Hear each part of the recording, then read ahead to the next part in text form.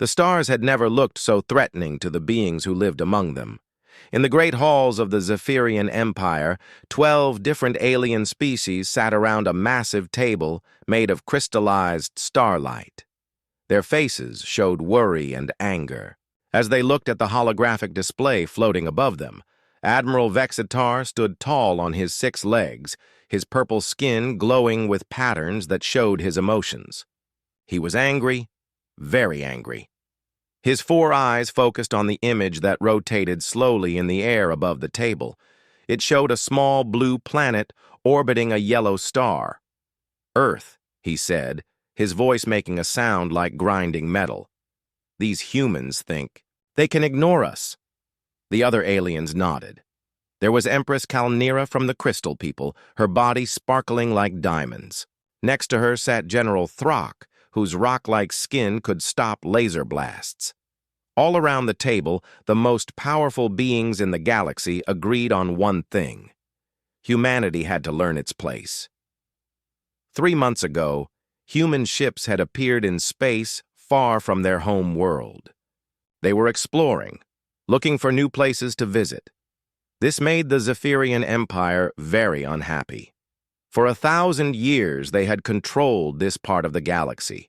No new species was allowed to travel between stars without their permission. The Empire had sent messages to Earth. They were not friendly messages. The humans had to choose. They could join the Empire and follow all its rules, or they could be destroyed. Every smart species in the galaxy knew there was only one good choice. But the humans surprised everyone. They did not surrender right away. They also did not send a huge fleet of warships to fight. Instead, Earth sent one ship, just one. Admiral Vexitar looked at the information about this human ship on his screen. The ship was called the Defiance. It was not very big compared to Zephyrian warships. The alien computer said it had only 200 humans inside. Its weapons looked normal. Its shields seemed weak. "This is insulting," said Empress Kalnira.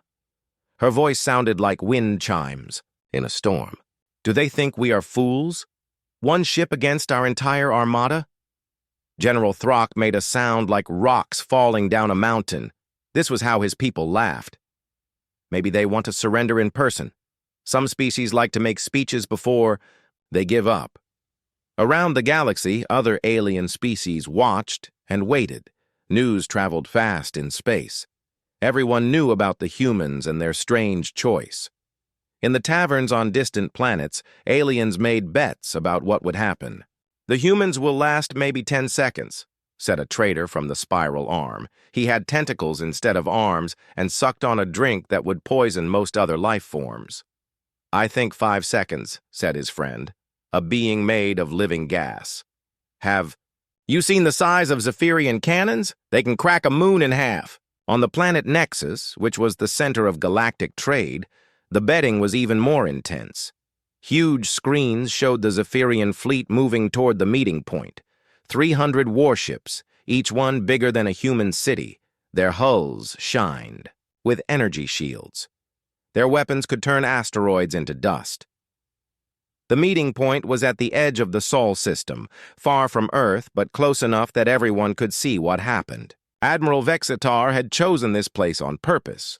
He wanted the humans to see their own star when they died. He thought this would make them more afraid. Captain Sarah Chen stood on the bridge of the Defiance looking out at the stars. She was a small woman with gray hair and calm eyes. She had been in the Earth military for 30 years. She had fought in 3 wars and survived space battles that would give most people nightmares. But she had never faced anything like this. "Captain," said her first officer, Commander Rodriguez, "long-range sensors show the Zephyrian fleet. They're big." Sarah nodded. She had expected this. "How many ships?" 312. "Captain, all of them are warships. Some of them are bigger than anything we've ever built." The crew of the Defiance worked quietly around them. These were good people, Sarah knew. They had volunteered for this mission, even though everyone expected them to die. Earth's leaders had been honest about the chances.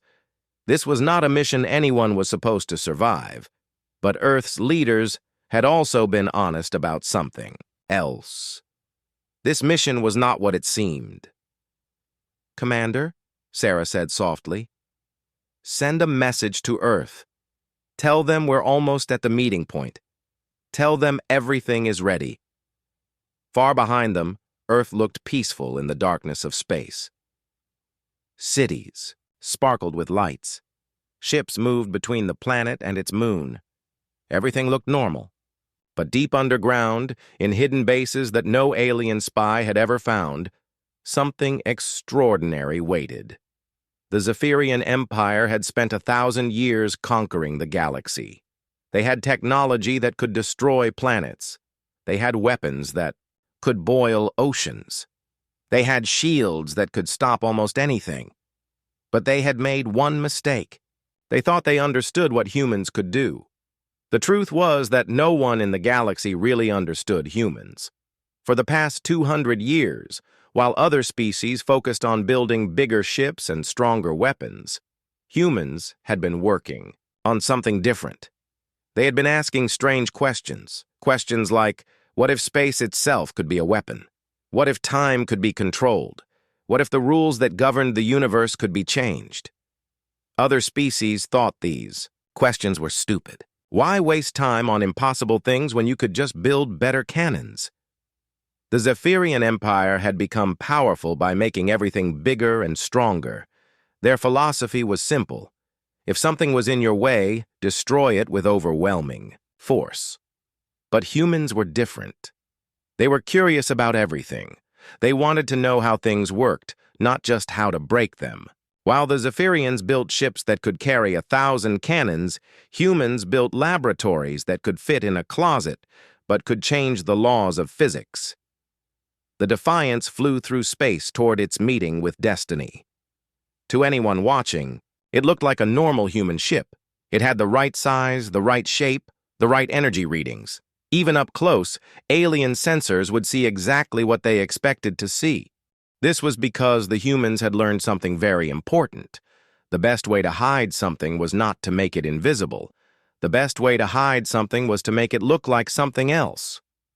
Admiral Vextar watched the human ship approach on his screens. It moved slowly, like it was afraid. This made him happy. Fear was good. Fear made enemies easier to control. "Admiral," said his weapons officer, a being with too many eyes and not enough brain, "should we destroy the human ship now?" "No," Vextar replied. "Let them come closer. I want to hear them beg for mercy first. I want their last message to Earth to be about how powerful we are." Around the galaxy, billions of aliens watched the news broadcasts. The story was always the same. Brave but foolish humans about to be crushed by the mighty Zephyrian Empire. It would be a short fight and a useful lesson for any other species that might think about challenging the established order. On Earth, in the secret command center buried under the Rocky Mountains, General Patricia Hayes watched her screens with calm eyes. She had gray hair like Captain Chen, but her face showed no emotion at all. Around her, technicians worked at stations filled with equipment that looked nothing like normal human technology. "General," said one of the technicians, "the Defiance is in position. All systems are green. We're ready to begin the test."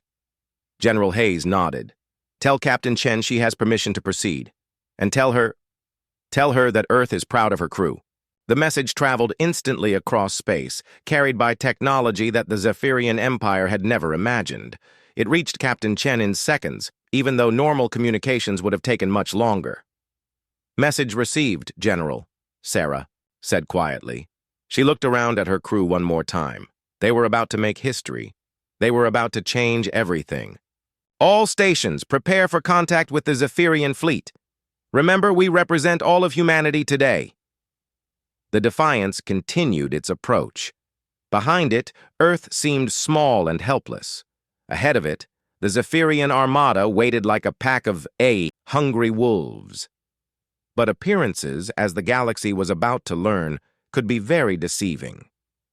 In the great halls of the Zephyrian Empire, Admiral Vextar began sending messages to his fleet.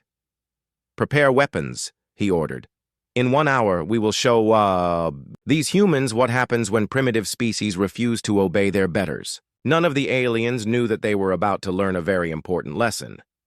They were about to discover that sometimes the most dangerous enemy was the one who looked the weakest. They were about to find out that humans had not sent one ship because they were weak. They had sent one ship because one ship was all they needed. The space around the meeting point filled with ships of war. The Zephyrian armada spread out in a formation that had conquered 100 worlds. Each ship was a masterpiece of destruction, covered in weapons that could melt mountains.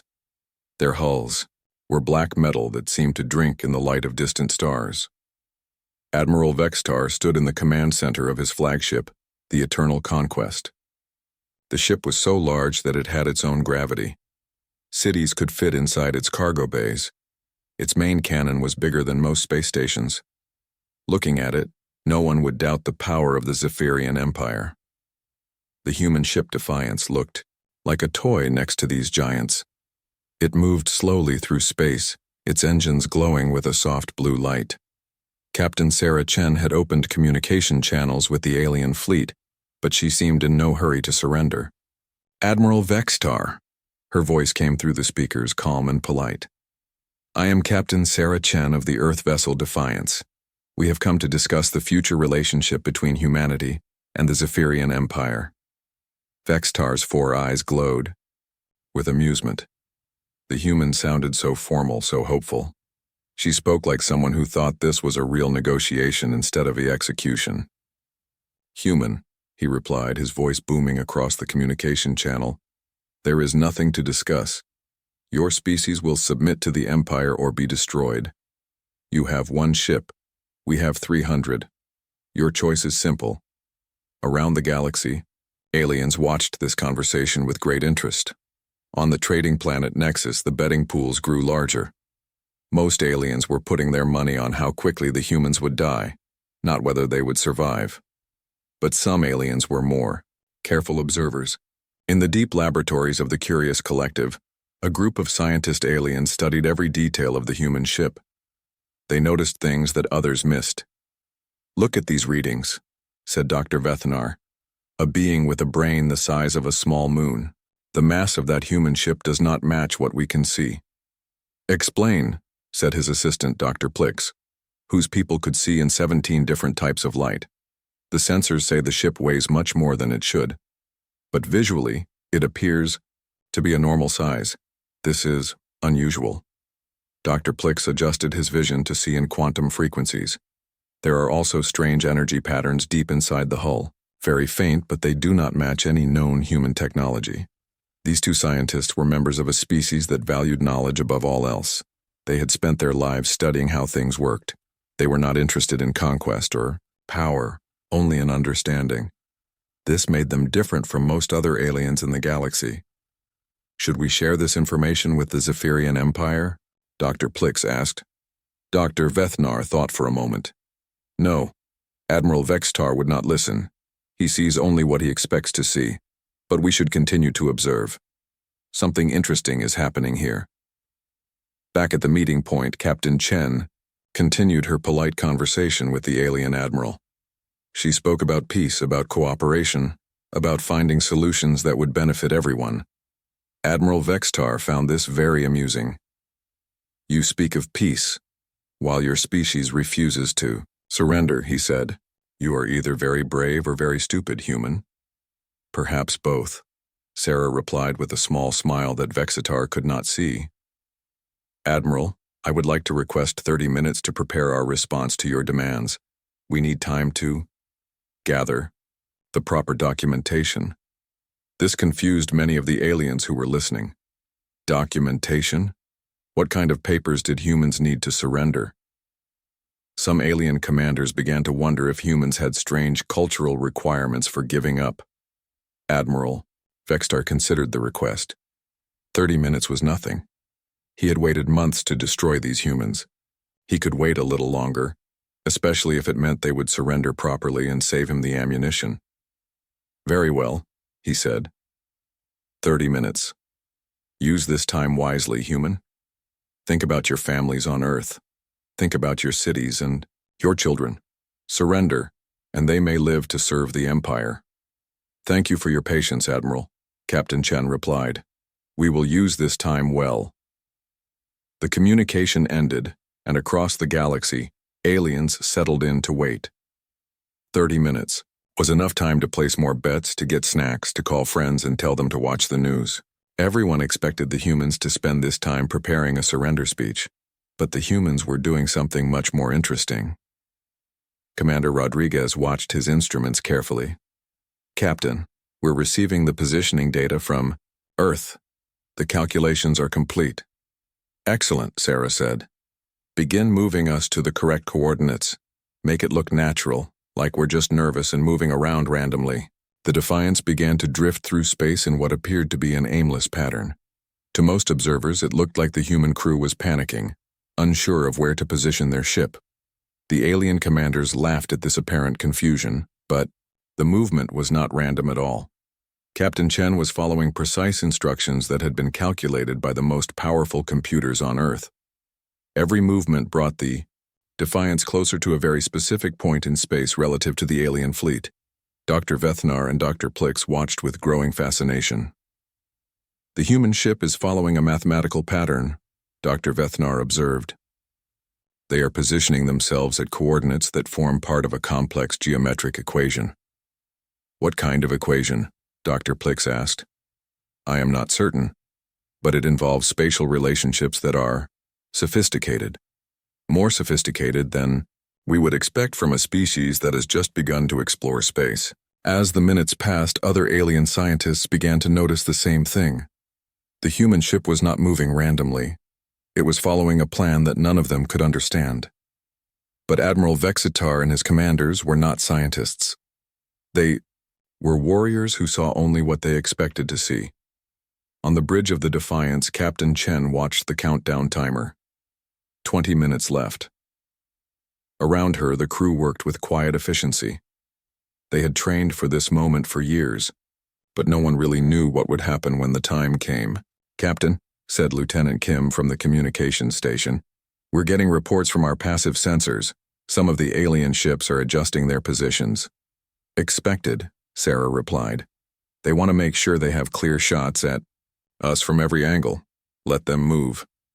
It doesn't matter where they are. This was true, though none of the aliens knew why. The weapons that the Defiance carried did not work like normal weapons. Distance and angle meant very little to them. Position in space-time meant everything. Commander Rodriguez looked at his tactical display. Captain, I've been thinking about our families back on Earth. Do you really think this will work? Sarah looked at him with calm eyes. Commander, you remember what General Hayes told us during the briefing? She said that we represent the future of human space travel, that after today, either humanity will take its place among the stars, or we will be remembered as the species that tried. That's right. But she also said something else. She said that the aliens think they understand the rules of the universe. They think there are limits to what is possible. Today we're going to show them that humans don't accept limits. Around them, the crew continued their work. In the engine room, Chief Engineer Patel monitored systems that no other human had ever operated. The readings on his screens would have confused engineers from any other species in the galaxy. Bridge, this is engineering, Patel said over the intercom. All exotic matter containment systems are stable. Quantum field generators are standing by. Gravitational lens arrays are in perfect alignment. Thank you, Chief, Sarah replied. How are the power levels? We're drawing energy from sources that most aliens think are theoretical. Power levels are beyond anything we've ever achieved in testing. Captain, when we activate these systems, every sensor in the galaxy is going to know something extraordinary just happened. 15 minutes remaining. Admiral Vexitar was growing impatient. He had expected the humans to send desperate messages to Earth by now. He had expected them to cry and beg for mercy. Instead, they continued to move around slowly, as if they were sightseeing. Admiral, said his sensor officer, the human ship has settled into a stable position. They appear to be waiting for something. Waiting for what? Their time is almost up. Unknown, sir, but their energy output has increased slightly. Nothing dangerous, just different from before. Vextar dismissed this with a wave of one of his 6 arms. Humans were probably powering up their communications to send one final message to their homeworld. This was normal behavior for species about to be destroyed, but the energy increase was not from communications equipment. Deep inside the Defiance, in chambers that did not appear on any blueprint, machines began to wake up.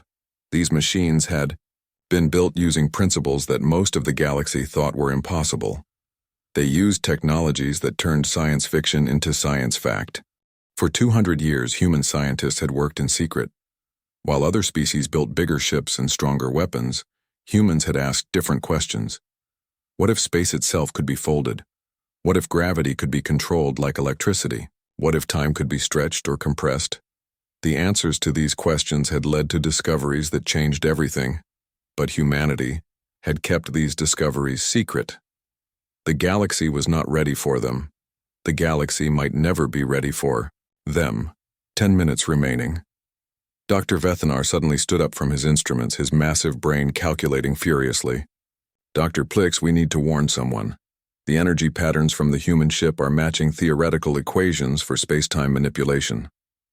That's impossible, Dr. Plix replied. No species has ever achieved practical control over fundamental forces. The energy requirements alone would be enormous. Look at the readings, Dr. Vethanar said urgently. The humans are not drawing power from normal sources. They are tapping into quantum foam itself. They are using the fabric of reality as their power source. The 2 scientists stared at their instruments in amazement and growing fear.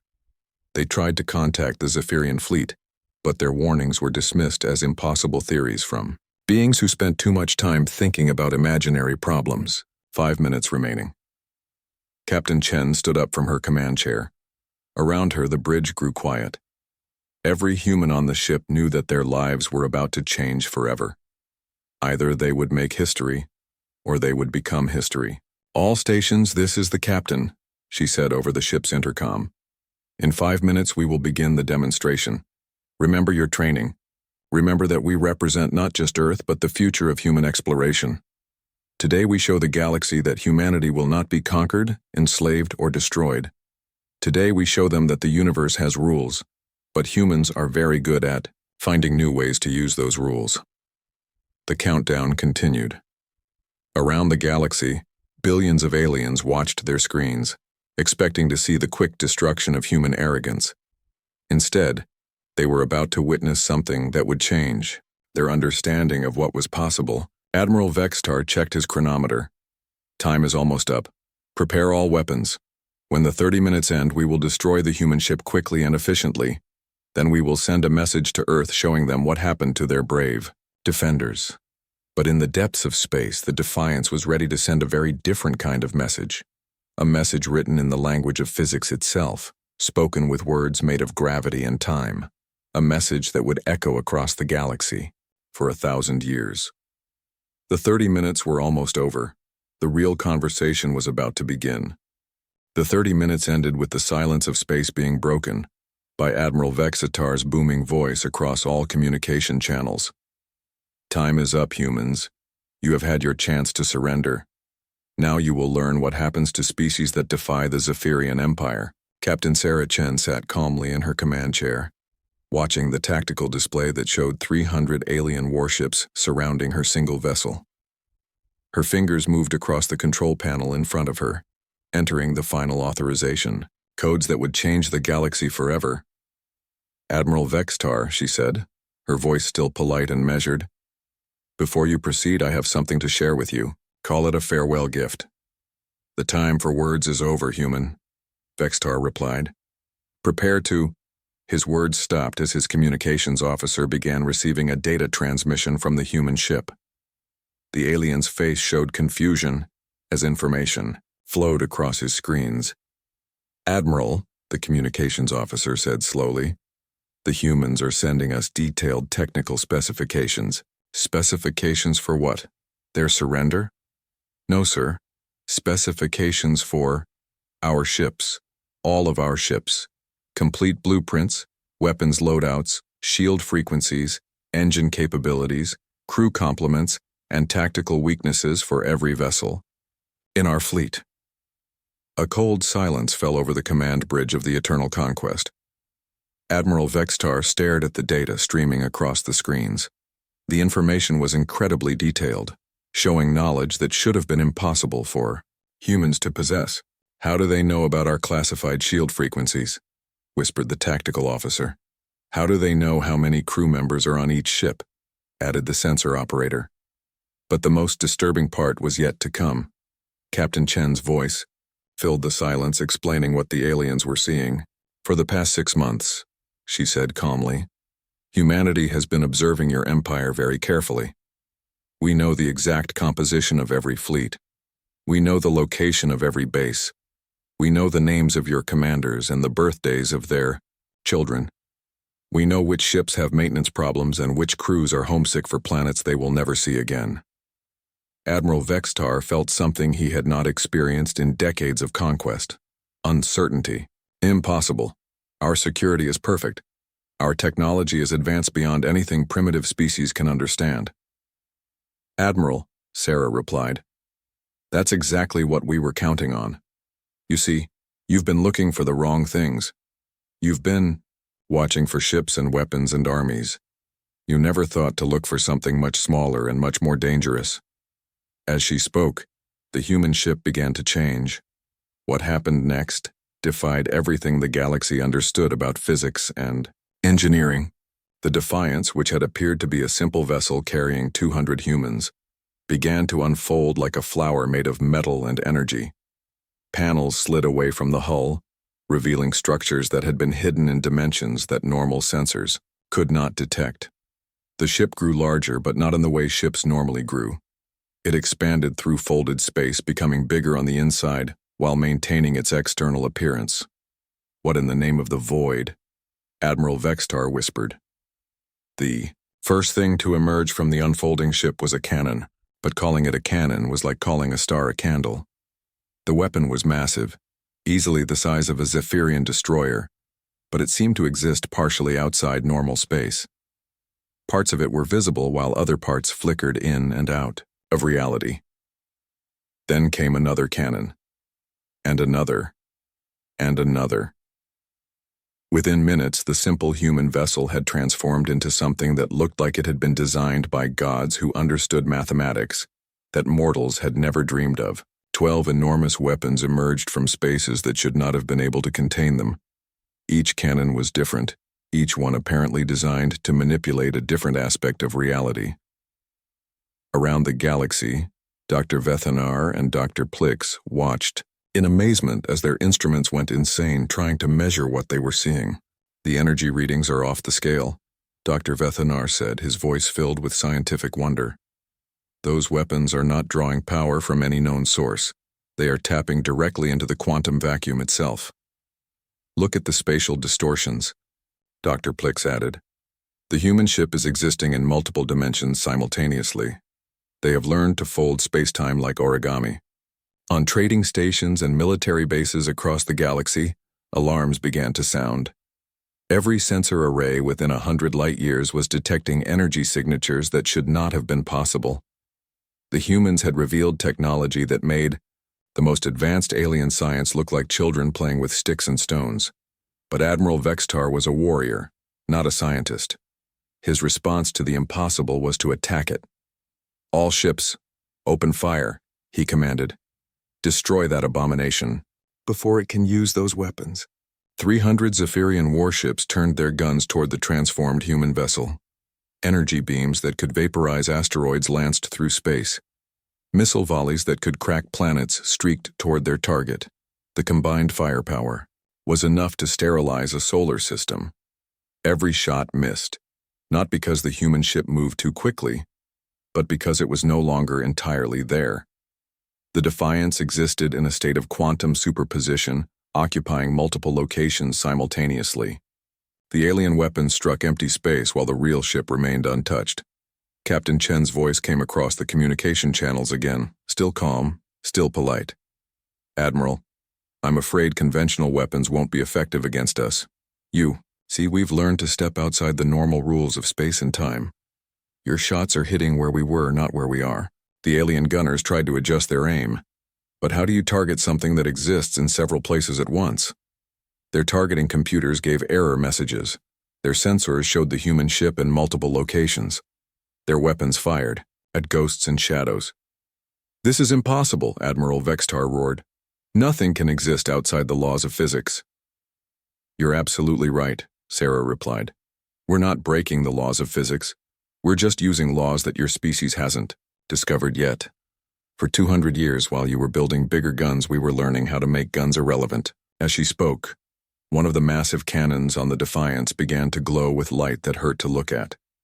The weapon seemed to bend space around itself, creating distortions that made distant stars appear to dance. For example, Captain Chen continued, this is our gravitational artillery. It doesn't fire projectiles through space, it fires space itself. The cannon discharged. What emerged was not a beam or a missile, but a wave of distorted gravity that rippled outward like a stone thrown into a pond. When it reached the nearest group of Zephyrian ships, something extraordinary happened. The ships didn't explode. They didn't burn.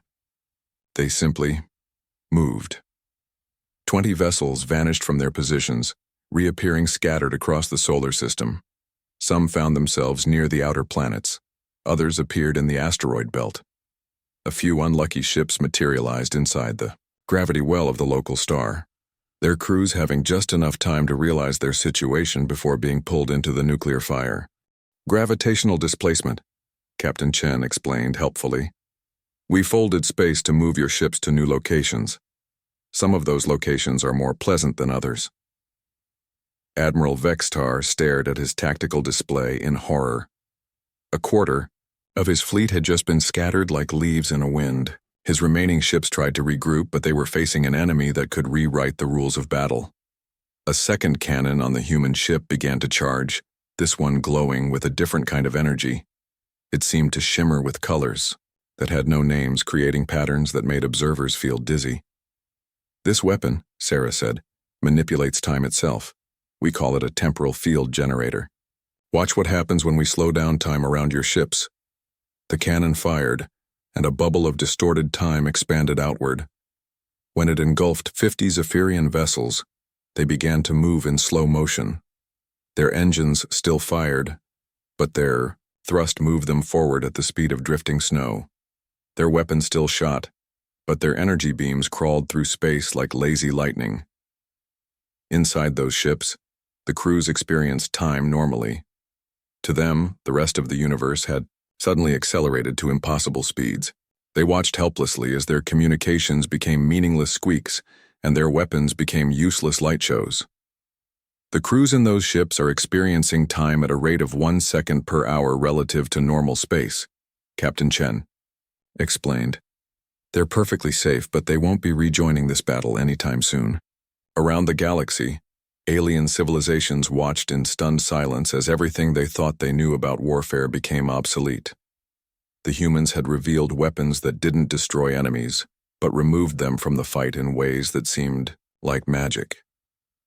Dr. Vethnar was frantically taking notes, his massive brain trying to understand the principles behind what he was seeing. They've weaponized fundamental forces, he told Dr. Plix. They're using gravity and time and space itself as ammunition. But how? Dr. Plix asked. The energy requirements should be impossible. No single ship could generate that much power. Unless, Dr. Vethnar said slowly, they're not generating the power at all, unless they're borrowing it from somewhere else. The truth was more amazing than even the brilliant scientists could guess. The humans were not carrying their power source with them.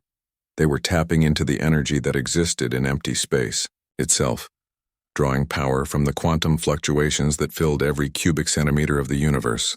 For 200 years, human scientists had worked to understand the deepest secrets of reality. They had learned that empty space was not empty at all, but filled with infinite energy that could be accessed by those who knew how to ask the right questions. Admiral Vextar tried to rally his remaining forces, but his commanders were paralyzed by fear and confusion. They had trained to fight ships and weapons they could understand. They had not trained to fight opponents who could edit the universe like a text document. All ships retreat to minimum safe distance, Vexitar ordered. We need time to analyze these weapons and develop countermeasures. But as his fleet began to pull back, Captain Chen's voice stopped them cold. Admiral, I'm afraid we can't allow you to leave just yet. You see, we haven't finished our demonstration. We want to make sure that everyone in the galaxy understands what humanity is capable of. A third cannon began to charge, this one creating distortions that made space itself seem to bend and twist. The weapon appeared to be preparing to fire, something that would make the previous attacks look like gentle warnings. This weapon, Sarah said cheerfully, does something really interesting. It creates selective quantum tunnels. We can use it to transport matter through barriers that should be impossible to penetrate. For instance, we can move objects through your shields as if they weren't there. The implications hit Admiral Vexitar like a physical blow. If the humans could move things through shields, then every defense the Zephyrian Empire had ever built was useless. What do you want? He asked, his voice no longer commanding but pleading. Now that, Captain Chen replied, is the right question. But before we discuss terms, I think it's important that everyone understands the situation completely. The galaxy is about to learn why humanity sent one ship instead of 1,000. The transformed Defiance hung in space like a monument to human ingenuity, its impossible weapons pointed at the heart of the Zephyrian fleet.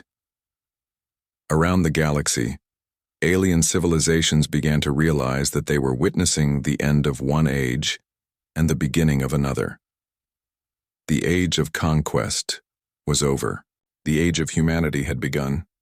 The third cannon fired. What emerged from the weapon was not visible to normal eyes, but every sensor in the Zephyrian fleet screamed warnings as reality itself was punctured. Quantum tunnels opened like doorways through dimensions that most species didn't know existed. Admiral Vexitar watched in growing horror as small objects began appearing inside his ships. At first they looked harmless, simple metal spheres about the size of a human fist.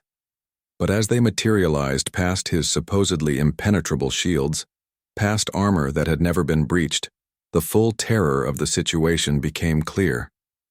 Admiral, his weapons officer called out. These objects are appearing in our ammunition storage areas. And in our reactor cores, added the engineering officer. They're everywhere. Engine rooms, command bridges, life support systems. The metal spheres were not bombs. They were something much more sophisticated and much more terrifying. They were quantum monitors, devices that allowed the humans to observe and record everything happening inside the alien ships. No conversation was private. No plan could be made in secret. The humans could see and hear everything. Captain Sarah Chen's voice filled the communication channels, as calm as ever. Don't worry about those devices, Admiral. They're completely harmless. They're just letting us get a better understanding of your fleet's capabilities. How did they get through our shields? Vexitar demanded. Your shields are designed to stop matter and energy traveling through normal space, Sarah explained patiently. These devices traveled through quantum space instead. They took a shortcut through dimensions that your shields can't block because your shields don't know those dimensions exist. Around the galaxy, alien military leaders began to understand the implications. If humans could place objects inside any ship, past any defense, then every military installation in the galaxy was vulnerable. Shields were useless, armor was meaningless, walls were just suggestions, but the demonstration was far from over. Fourth cannon began to charge, this one creating energy patterns that made the fabric of space-time ripple like water. The weapon seemed to be preparing to fire something that would redefine everyone's understanding of what was possible in warfare. This weapon, Captain Chen said conversationally, manipulates quantum probability. It can make unlikely things become likely and impossible things become inevitable. The cannon fired a pulse of energy that spread outward in waves of shimmering distortion. When it reached a group of Zephyrian cruisers, something extraordinary happened. The ship's own weapons began firing randomly. Navigation systems started reporting false coordinates. Life support computers decided that the atmosphere needed to be replaced with toxic gases. Communication arrays began broadcasting embarrassing personal messages from crew members to their families. What you're experiencing, Sarah explained helpfully, is probability cascade failure. We've altered the quantum probability fields around your ships to make equipment malfunctions extremely likely. Your weapons might fire or they might explode. Your engines might work or they might decide to run backwards. It's all a matter of chance now, but we've made sure that chance favors chaos. Admiral Vextar watched as his fleet fell apart without a single shot being fired at them. Ships collided with each other as their navigation systems gave conflicting orders. Weapons discharged accidentally, damaging friendly vessels. One destroyer's main computer apparently decided that the ship was actually a luxury resort and began playing relaxing music while mixing cocktails in the ammunition loaders. Dr. Vethanar observed the chaos with scientific fascination and growing dread. They've weaponized probability itself, he told Dr. Plix. They're making the universe roll dice that are loaded in their favor. How is such a thing possible? Dr. Plix asked. Quantum mechanics suggests that reality is based on probability at the smallest scales. If you could manipulate those probabilities. Dr. Vethanar paused as the implications hit him. They've learned to cheat at the game of existence itself. But even this was not the most terrifying weapon in the human arsenal. A fifth cannon began to power up, and this one made space itself seem to cry out in pain. Reality warped around the weapon as it prepared to demonstrate something that would haunt alien nightmares for generations. This weapon, Captain Chen said, her voice still perfectly pleasant, affects dimensional stability. We can use it to partially phase objects out of normal reality. Watch what happens when we make some of your ships less real than others. The cannon fired a beam of impossible energy that struck a squadron of Zephyrian battleships. The vessels began to fade, becoming translucent like ghosts. They were still there, but they were also not there. They existed in a state between dimensions, unable to affect the normal world around them. The crews of the affected ships could see everything happening around them, but they could not touch it. Their weapons passed through targets like light through glass. Their communications could not reach other ships. They had become observers in a universe they could no longer influence. Don't worry, Sarah assured the terrified aliens. The effect is temporary. In about a week, your ships will phase back into normal reality. We recommend using the time to think about whether you really want to continue this fight. Admiral Vextar stared at his tactical display as more than half his fleet was removed from the battle in ways that made no sense. Some ships had been scattered across space. Others were trapped in slow time. Many were suffering from random equipment failures. And now, an entire squadron had been made partially imaginary. This is impossible, he whispered. No species can control fundamental forces like this. No one can rewrite the laws of physics. We're not rewriting the laws, Captain Chen corrected. We're just using laws that you haven't discovered yet. For instance, did you know that reality has 17 different layers? Most species only interact with 3 of them. We've learned to access all 17. As she spoke, a 6th cannon began to charge. This one created energy patterns that seemed to make mathematics itself visible in the air around it. Equations appeared in space, written in fire and lightning, describing forces that most minds could not comprehend. This weapon, Sarah said, manipulates causal relationships. We can change the connections between cause and effect. We can make effects happen before their causes, or make causes have completely different effects.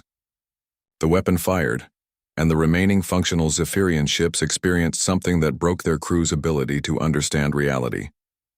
Damage appeared on their hulls before they were attacked. Crew members received orders from commanders, who had not yet decided to give those orders.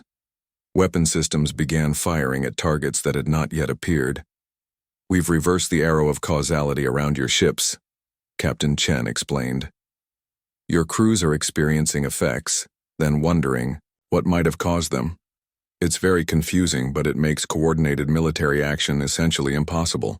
Admiral Vextar tried to give orders to his fleet, but his words reached his ships before he spoke them, causing his officers to respond to commands he had not yet issued. Time and cause and effect had become suggestions rather than laws. Around the galaxy, Alien civilizations watched in stunned silence as everything they thought they knew about reality was revealed to be incomplete. The humans had demonstrated mastery over forces that most species considered purely theoretical. On the planet Nexus, the betting pools had closed. No one was willing to place wagers on a battle that had moved beyond the realm of possibility into something that could only be described as magic. Dr. Vethnar was frantically trying to record everything he observed, but his instruments were giving readings that contradicted each other and described phenomena that should not exist. "They've mastered technologies that we thought were impossible," he told Dr. Plix. "They're using the universe itself as their weapon." "But why?" Dr. Plix asked. "Why develop such overwhelming power?" The answer came from an unexpected source. Captain Chen had apparently heard the question across the vast distances of space, because her voice suddenly addressed the watching scientists directly. "Dr. Vethnar and Dr. Plix of the Curious Collective," she said, "I know you're listening. You want to know why we developed these technologies." The two scientists looked at each other in amazement. How could the human know their names? How could she detect their observations from so far away? "The answer is simple," Sarah continued. "We developed these weapons because we had to. For 200 years, we knew that eventually we would encounter other species in space.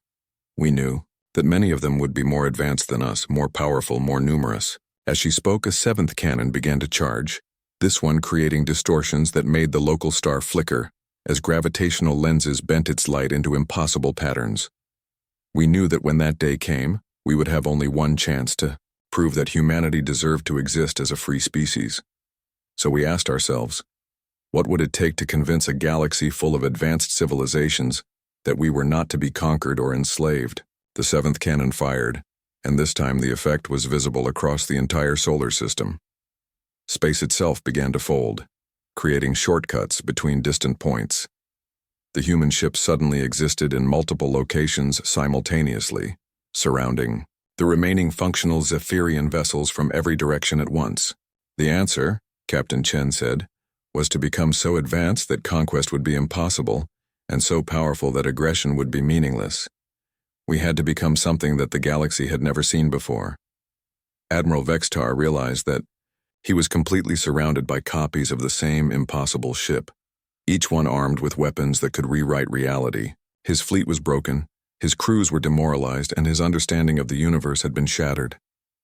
"What do you want from us?" he asked, his voice barely a whisper. "That, Admiral, is exactly the right question," Captain Chen replied. "And I think it's time we discussed the answer. But first I want to make sure that everyone in the galaxy is paying attention." An eighth cannon began to charge, and this one created energy patterns that seemed to reach across space itself. The weapon was preparing to send a message that would be heard by every civilization in the galaxy, whether they wanted to listen or not.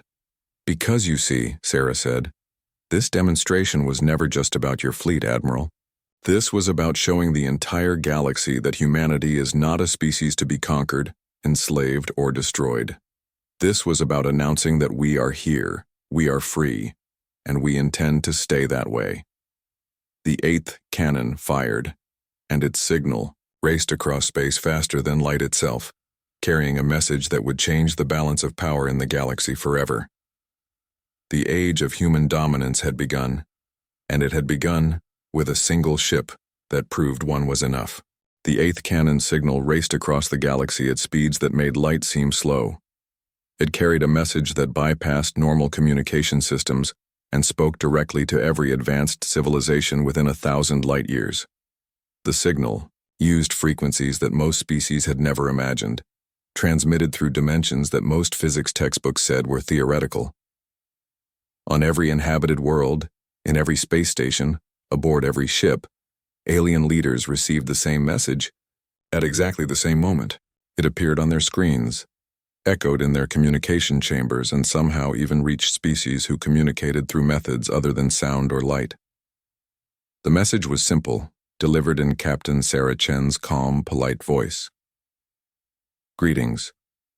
To all civilizations currently receiving this transmission, I am Captain Sarah Chen, representing humanity and the planet Earth. We are broadcasting this message to inform the galaxy of new diplomatic and military realities that will take effect immediately. Across the galaxy, alien rulers stopped what they were doing to listen.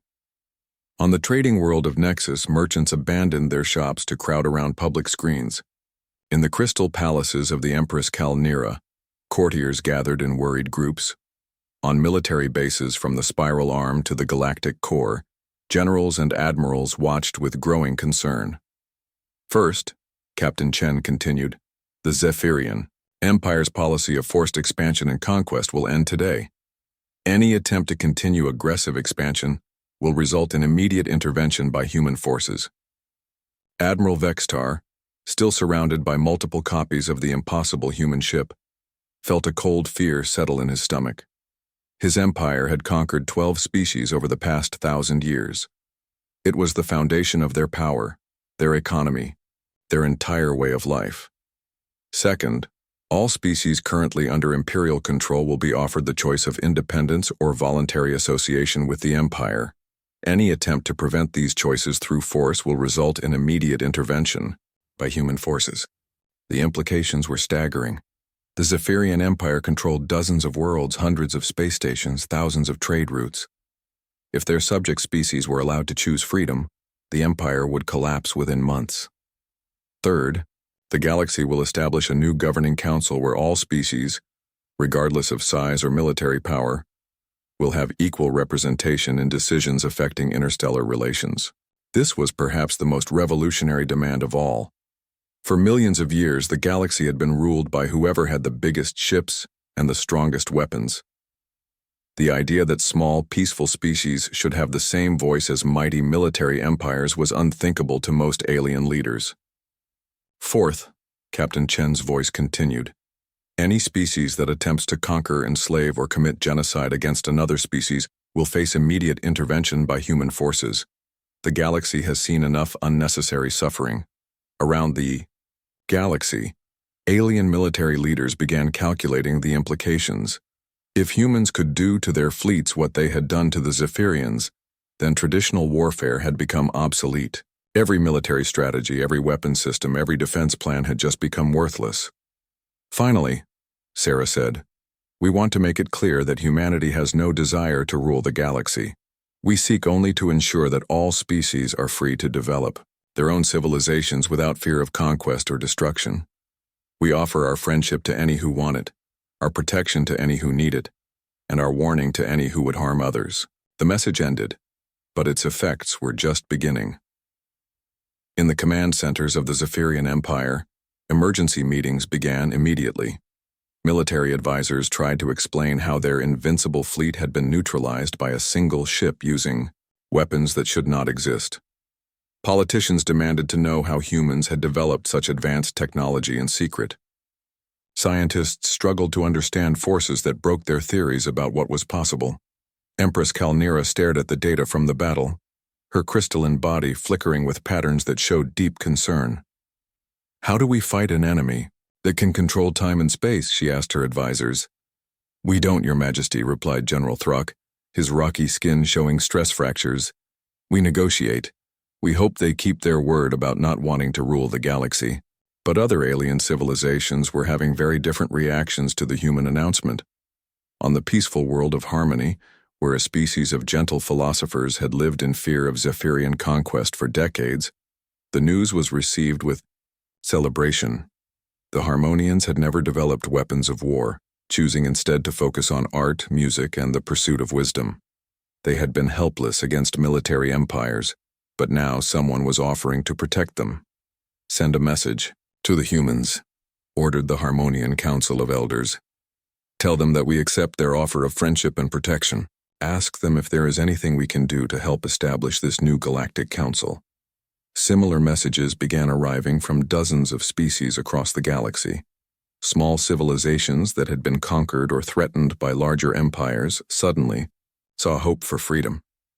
Peaceful species that had hidden in remote corners of space for fear of discovery began to think about joining the galactic community. But not everyone was happy with the new situation. The hegemony of Vrak, a military alliance that controlled a significant portion of the outer galaxy, held emergency sessions to discuss the human threat. Their leaders were career soldiers who had built their power through conquest and intimidation.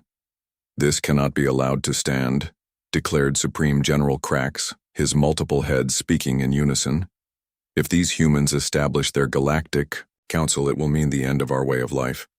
We must find a way to destroy them before they destroy us." "But how?" asked Admiral Zeke, her tentacles writhing with anxiety. "Did you see what they did to the Zephyrian fleet? They have weapons that make our most advanced technology look like stone knives." "Then we need allies," General Krax replied. "We need to unite every military power in the galaxy against this human threat. Surely together we can find a way to defeat them." But even as the hegemony of Vrak began sending secret messages to other military powers, the humans were already aware of their plans. Back at the battle site, Captain Chen watched her instruments as they monitored communications across the galaxy. The quantum monitoring devices that had been placed in Zephyrian ships were just the beginning. For months, human technology had been quietly observing every major civilization in the galaxy. "Captain," reported Commander Rodriguez, "we're detecting increased military communications from the hegemony of Vrak and their allies. They appear to be planning some kind of coordinated response." "Expected," Sarah replied. "Some species will try to preserve the old way of doing things. They don't understand yet that the old way is over." She opened a communication channel to Admiral Vextar, who was still trapped in his paralyzed flagship surrounded by impossible human technology. "Admiral," she said pleasantly, "I imagine you're wondering what happens next." Vextar found his voice with difficulty. What are your terms for surrender?" "Surrender?" Sarah sounded genuinely surprised. "Admiral, we don't want you to surrender. We want you to evolve." This confused the alien commander even more. "Evolve? The galaxy is changing, Admiral. The age of conquest is over. The age of cooperation is beginning. You can be part of that change or you can be left behind by it."